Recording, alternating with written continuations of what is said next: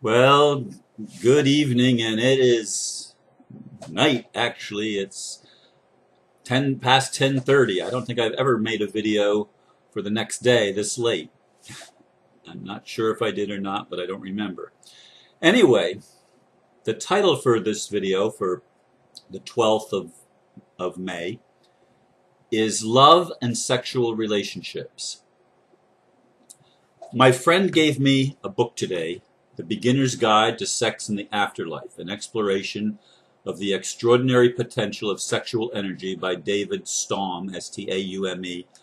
I'm not sure how to pronounce that last name. I did the best I could. I've already read half the book, which is one reason why I'm doing my video for tomorrow so late in the day. The other reason is that I have spent time with my friend moving my website to a different server. It's not quite finished yet. Everything's still not quite there, but most of it is there. It's been a busy day. I almost didn't know what to talk about for this video.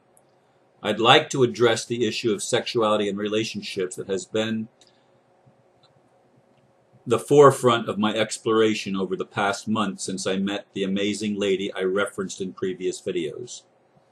I'd like to talk about the difference, as I see it, between promiscuity and polyamory. To me, it all boils down to the difference between selfish and unselfish sexual union, which is a topic covered in the book.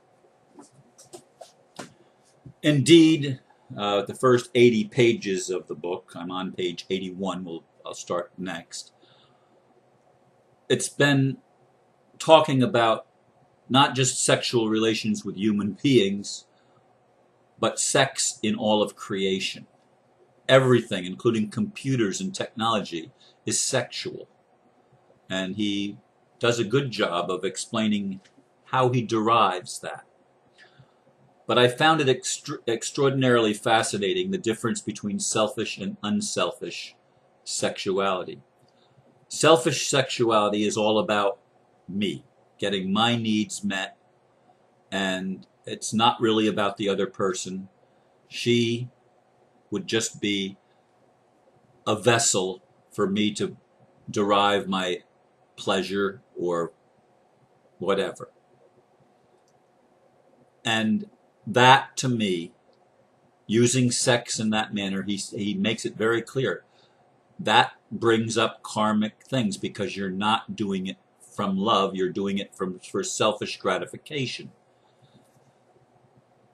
And it's not about the other person, it's about you.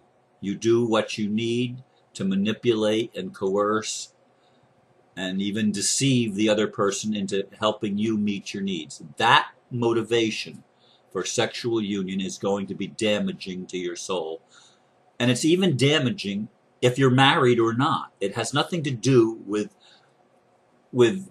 the legalities of your relationship. It has to do with attitudes. And this is true of everything in our lives.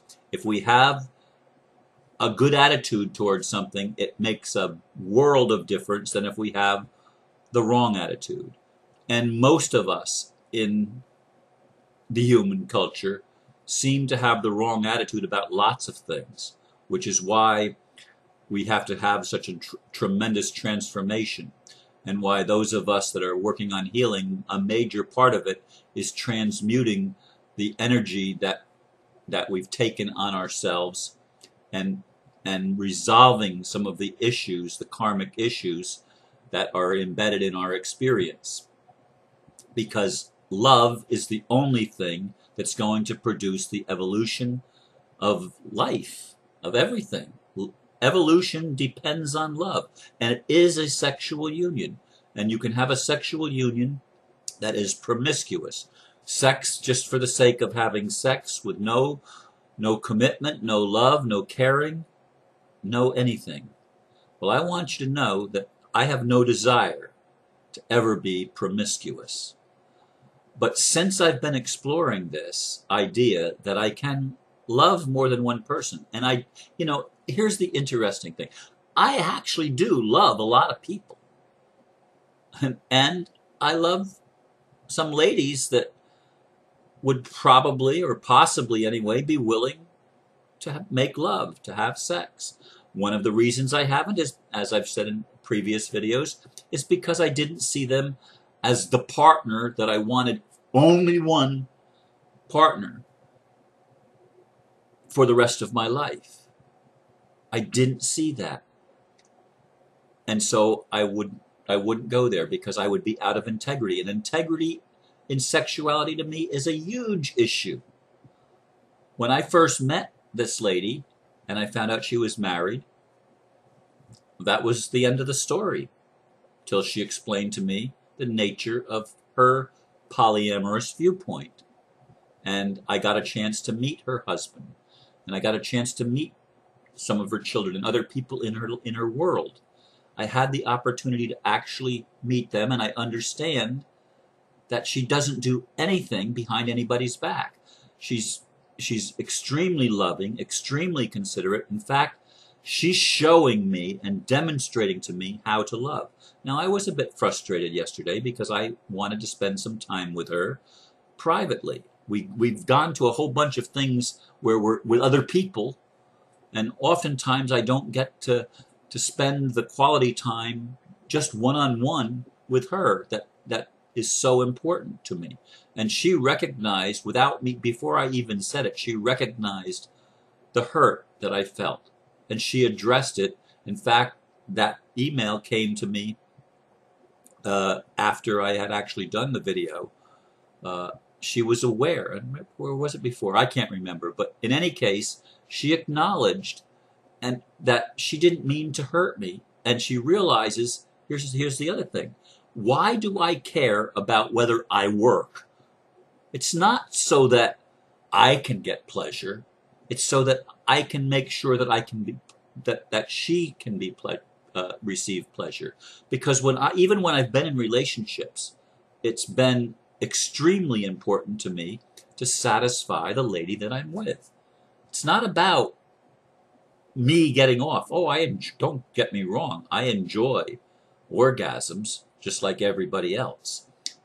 But it's not about me. And one of my relationships, the lady that I was with had a hard time reaching orgasm. And she'd get frustrated because she felt like she was being taking too much of my time. She was taking too long, and it was frustrating me. It wasn't frustrating me. And I had to tell her over and over again, no, you're worth it. You're worth the extra effort. You're worth doing it. And I mean, she tried hormones and all sorts of things. And it was a major issue for her. And I was very patient. I didn't end that relationship. She chose to end that relationship. But my whole thing was pleasing her. We actually lived together for a time, and I was delighted to get up and make her coffee every morning and help get her things ready to go to work. And I would take her to work, and I'd pick her up from work so that we could spend time together. When she worked, she didn't have to cook. We went out to eat pretty much every time. When I picked her up from work, we'd go to a restaurant and we'd eat somewhere. That was how our relationship was, because I loved her. And truthfully, I still love her. I haven't seen her in a long time, but I love her. And when I'm in a relationship, it's about loving the other person and bringing the best out in that person. Now, I would not be involved in a polyamorous situation were it not for how this beautiful goddess demonstrates how she loves. And I listen to her, and I look into her eyes, and I feel her energy. She is the most amazing woman I think I've ever met in my entire life. She certainly has been very patient with me in explaining to me how she sees loving, how she sees sexuality. And she demonstrates the integrity of her commitment to loving people. And it's not that every person she loves she's going to jump into bed with. And neither would I. But I'm seeing now that I would be willing to share love with more than one person. And I don't think that that would be a detriment. I don't think it would be a sin. In fact, I think it would be fulfilling for each of us, because I would be wanting to bring out the best in the other person, and I would want them to feel, I would like to feel as if they want that for me, so that we have the same intention, the same purpose in our union, and using that amazing energy, which is the life force energy of the entire cosmos, using that energy to co-create the things that would be most healing and most helpful to society as a whole. I want to create a new world on Earth. Yeah, there might be other worlds that we can create some other times, but here's the other thing about this lady. I feel like the more time I spend with her, the more I look into her eyes. This is the key. The more I look into her eyes, the more I'm feeling like, hey, we've done this before. But they were like rehearsals. We're getting now to do the real thing. This is our encore presentation, and this is what we've been preparing for throughout many lifetimes, and we've worked together before. And this is someone that, I mean, it's amazing. It's not selfish loving. It's not just trying to get gratified.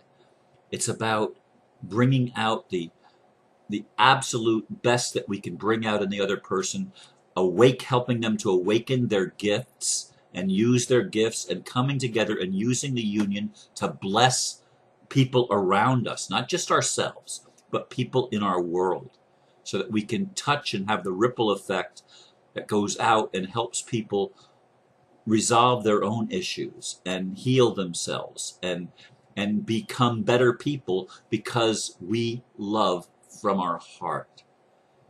And some of you don't get that yet. Some of you still think that it's impossible. And somebody wrote on today's video, which is Sunday's video, that people that are polyamorous always end up getting hurt.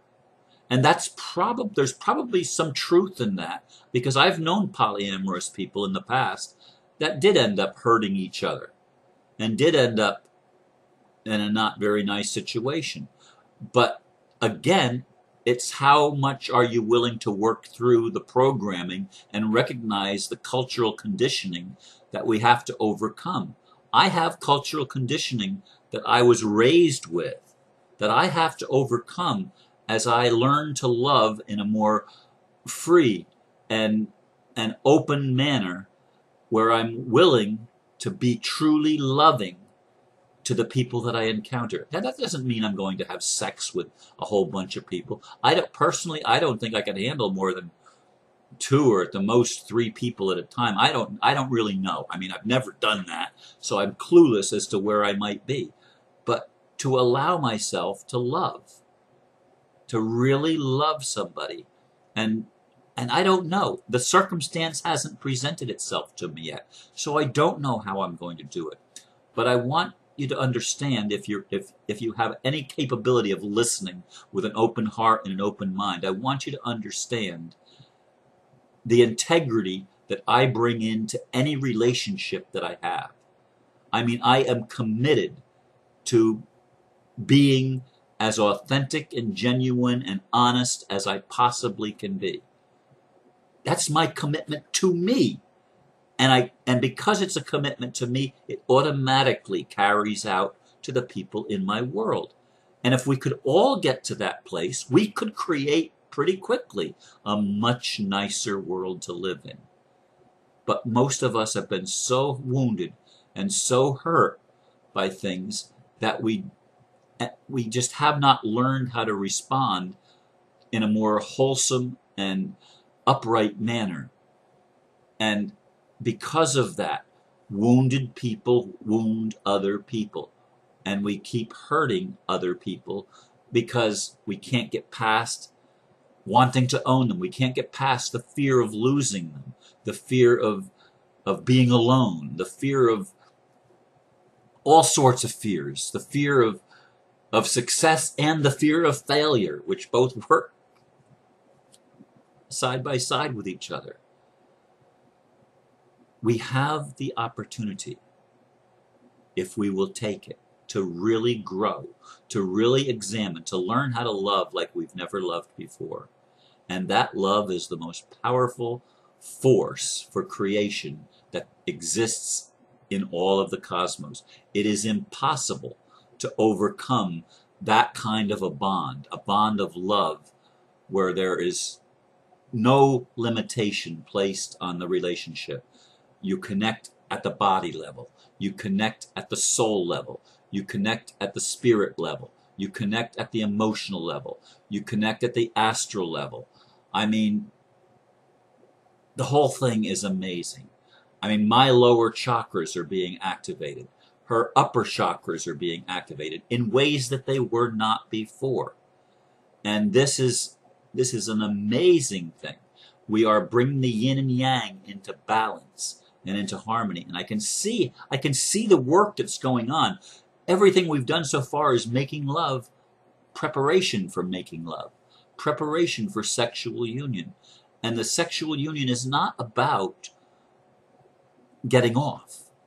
Yeah, of course we're going to get off, but it's not about that. It's about building and edifying each other so that we can each be the best person we can be. And that means we bring our best into the relationship. We don't lie. We don't deceive. We don't manipulate. We are honest with ourselves and therefore honest with each other. And this is the kind of relationship that's going to change the world. And we can do it with more than one person when we're ready, when we're prepared for that. My friend has been doing it in her life for a good while. And she's amazing. The thing that the spiritual growth that she demonstrates is amazing to me. Absolutely amazing. And I am thrilled. I am thrilled to have had the grace of God poured out to bring two souls together where circumstances for most people would say it's impossible. It's not impossible. With God, nothing is impossible. And we're doing it. It's happening. And it's a beautiful thing. And I thank you for listening. And I got through this. I got through this video. And I didn't even know, well, about a half an hour ago, I decided what I would do it on. A little more than half an hour ago, I chose the topic. So again, thanks for listening and namaste.